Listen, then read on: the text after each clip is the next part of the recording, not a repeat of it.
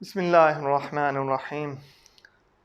आज का टॉपिक है what we can control and what we can not control.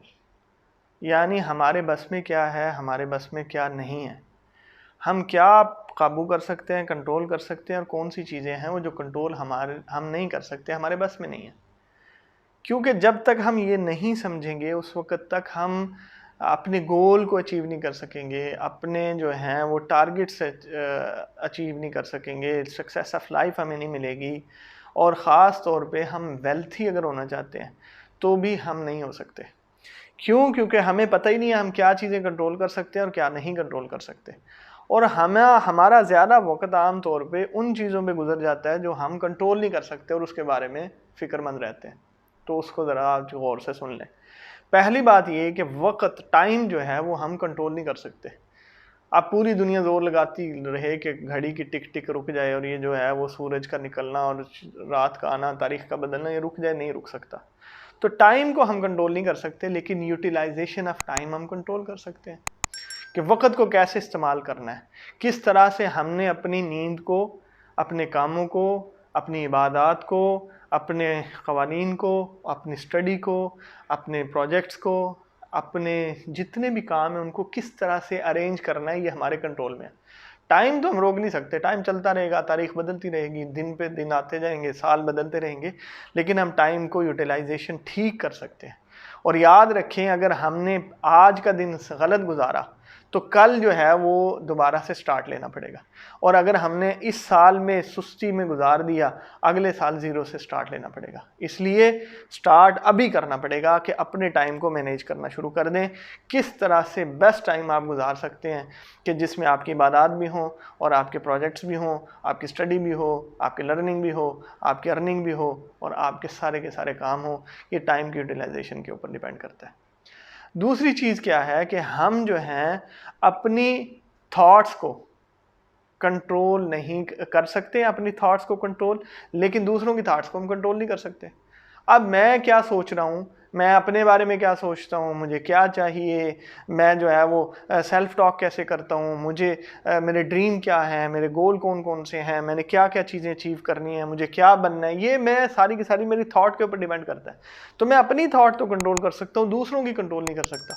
वो मेरे बारे में क्या सोचेगा, वो कहेगा देखो यार जॉब छोड़ दी इसने, वो कहेगा देखो यार ये छोटा सा काम इसने शुरू कर दिया, अच्छा भला इसने तालीम ली थी, ये जो यहाँ पे ये तो अब दुकान खोल के बैठ गया, कहता है मैं बिज़नेस करूँगा। तो लोग मेरे बारे में क्या सोचते हैं, मुझे उससे कोई फ़र्क नहीं पड़ना चाहिए, क्योंकि वो मेरे कंट्रोल में नहीं है। मैं उनको चेंज नहीं कर सकता, उनकी थॉट्स को चेंज नहीं कर सकता, बट अपनी थॉट्स को चेंज कर सकता हूँ। तो इसलिए अपने ऊपर फोकस करें कि मेरे गोल क्या क्या हैं, मैंने क्या अचीवमेंट करनी है, मुझे कौन कौन से प्रोजेक्ट कंप्लीट करने हैं, मैंने अपने घर को किस तरह से सेट करना है, मैंने अपनी फैमिली को कहाँ पे पहुँचाना है, मुझे अपनी वेल्थ में अपने बच्चों के लिए कितनी विरासत छोड़ के जानी है, लाइफ स्टाइल मेरा कैसा होना चाहिए, मेरी थॉट्स हैं, किसी को इससे कंसर्न नहीं है। तो दूसरों के बारे में सोचना छोड़ दें, वो आपके कंट्रोल में, मेरे कंट्रोल में नहीं है, तो उनके ऊपर फोकस नहीं करना, अपने ऊपर फोकस करना है। अगली चीज़ क्या है कि हम जो हैं वो अपना बिहेवियर, अपना एटीट्यूड, ये हम कंट्रोल कर सकते हैं, दूसरों का नहीं कंट्रोल कर सकते। हम कहते हैं उसने ये जो मुझे ये क्यों कहा, उसको ये चाहिए था कि वो इस तरह मेरे साथ बात करता, उसको ये चाहिए था, उसको जो है ना इस तरह से काम करना चाहिए, उनको जो है कंपनी को मेरे साथ ये एग्रीमेंट करना चाहिए, कस्टमर को जो है मेरे साथ ऐसा चलना चाहिए। ठीक है, ये सारी की सारी चीज़ें जो मेरे साथ रेलिवेंट हैं वो सारे के सारे मैंने करने हैं। मैं अपने कंट्रोल करूँ, उनके ना करूँ। मैं अपनी वर्डिंग कंट्रोल कर सकता हूँ, दूसरों की वर्डिंग कंट्रोल नहीं कर सकता। मैं अच्छा बोल सकता हूँ, मैं गीबत से बच सकता हूँ, मैं चुगली से बच सकता हूँ, दूसरों को डिसाइड करने से बच सकता हूँ, दूसरे को बारे में नेगेटिव थॉट्स या फीडबैक देने से मैं बच सकता हूँ कि दूसरों को डिसाइड ना करूँ, उनको जो मोटिवेट करूँ, उनको इल्म दूँ, उनको नॉलेज दूँ। वर्डिंग, पावर ऑफ वर्ड्स पे मेरी एक वीडियो है, तो वो आप देखें कि हम किस तरह से वर्डिंग अपने लिए और दूसरों के लिए दे सकते हैं कि जिससे लाइफ की सक्सेस हम अचीव कर सकते हैं। लेकिन दूसरों की वर्डिंग में चेंज नहीं कर सकता, दूसरों के ऊपर फोकस ना करूँ, इसको ऐसे कहना चाहिए था, इसको ये यूज़ करना चाहिए था, उसका ऐसा स्टाइल होना चाहिए था। नहीं, ये मेरी अपनी है, मैं खुद को कंट्रोल कर सकता हूँ, अपनी वर्डिंग को कंट्रोल सकता हूँ, दूसरों को कंट्रोल नहीं कर सकता। तो इसलिए इसके ऊपर फोकस ना करें, अपने ऊपर करें। अगली चीज़ क्या है कि हम जो हैं वो अपने आमाल हम अपने अमाल के ज़िम्मेदार हैं, दूसरों के अमाल के लिए यानी एक्शंस जो हम लेते हैं वो हम दूसरों के लिए चेंज नहीं कर सकते, दूसरों के एक्शन चेंज नहीं कर सकते, अपने कर सकते हैं। तो हमें अपने एक्शन, मुझे रोज़ाना खुद अपनी हेल्थ के लिए एक्सरसाइज करनी है, दूसरों के ऊपर नहीं देखना कि वो लोग एक्सरसाइज करते हैं कि नहीं करते। मुझे अपना माइंडसेट देखना है कि मैंने अपनी रीडिंग डेली करनी है, दूसरे करते हैं नहीं करते मुझे इससे कोई गरज नहीं है।